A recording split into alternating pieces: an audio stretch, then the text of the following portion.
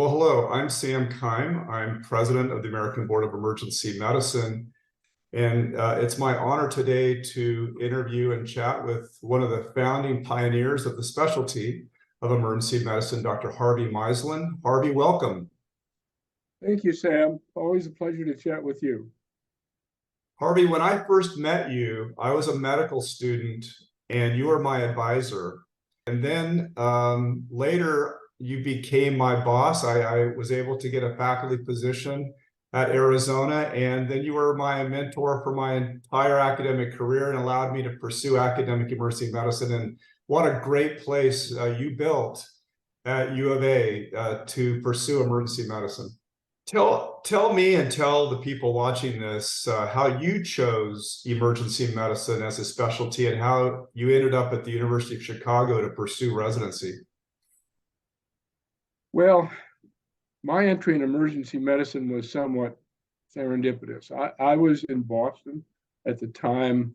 In the early part of my residency in surgery, I was at one of the 4 Harvard surgery programs in Boston.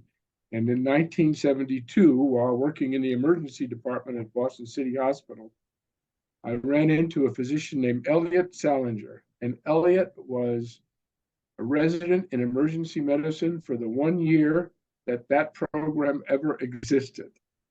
But he told me about it at the time, and I was interested in it. Also at that time, the Vietnam War was going on, and most of us who were young in our surgical training were about to be drafted. And what was happening is that the program, which normally was 5 years of clinical medicine and 2 years of research, was extending its research times so to give spots to the physicians who had already fulfilled their military duty. So in lieu of spending another 2 or 3 years doing research, I looked at emergency medicine. I interviewed with Peter Rosen at University of Chicago and Bob Daly at USC. Peter offered me a slot. I attached my car to the U-Haul and turned left and went to Chicago. That was the start of my history. My plan at the time was to do 2 years in emergency medicine and go back and finish surgery. That went out the window fairly quickly. I caught the disease that Peter and a bunch of his colleagues were disseminating, and that was the fever of creating a specialty, a recognized specialty within the House of Medicine. And emergency medicine would be one where we trained our own, we did our own research, we had our own academic organizations, and we moved along on the field of specialization as any other specialty in the House of Medicine. And then following residency, you came out west. How did that happen? Well, it's interesting because at the time when I finished residency, there were but a handful of trained emergency physicians. I was the first emergency trained physician at the University of Chicago. I was the first trained emergency physician at UCLA. I was the first trained emergency physician at University of Arizona.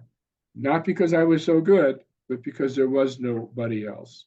So Peter Rosen at the time was recruited from University of Chicago to UCLA and start a program. And for a number of reasons, Peter didn't go and take that position, but I did. And I moved to UCLA from Chicago, started that residency program in 1978 and was its residency director prior to being recruited to University of Arizona in 1980, where I've been ever since, where I was the chair of emergency medicine, originally a division of surgery, and then became its own academic department, I think in 2000 or 2001. And so we were able to build an entire program at University of Arizona.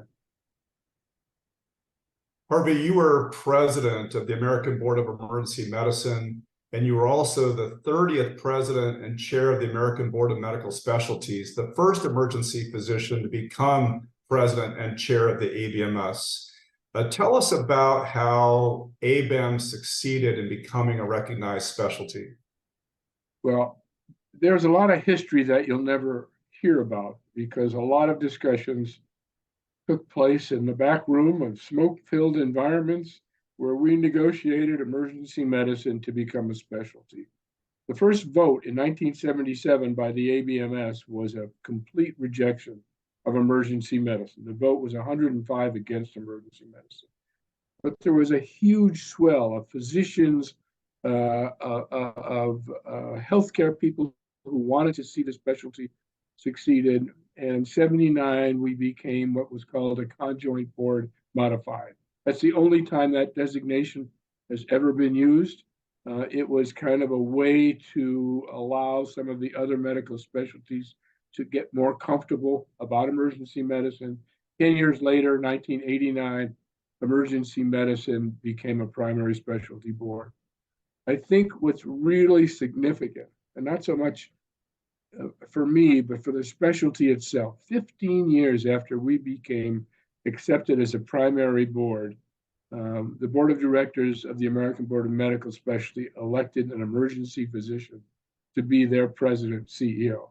That's a meteoric rise for any specialty to have that kind of recognition. And you got to remember, emergency medicine was the 23rd approved primary board. And to this day, there's only 24. That's how difficult it is to get in that house of medicine. And it was just an honor for me and an honor for the specialty to attain that recognition. Well, the heavy lifts that you and others provided the specialty at that crucial time, we now get to take almost for granted, because it's a very different environment now. Emergency medicine has tremendous respect, and mostly because of the foundation that you and others put in, and the hard work and blood, sweat, and tears that you put in during those crucial times. Do you have any words of wisdom for our future? Well, I think the future for emergency medicine is bright. I think, like any specialty, we're going to have some good times and not so good times.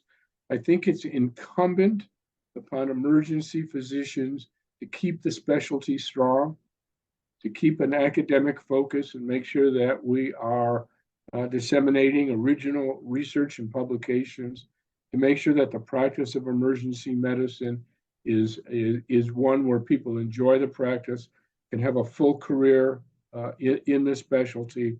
And I think we're there. I think we will continue to succeed. And let me tell you, I feel very blessed. I know you do too, to have a career in emergency medicine. And I'm also privileged to be at the start of a specialty in emergency medicine. That's an experience very few physicians will ever get in their career. Very true. Well, you still look great.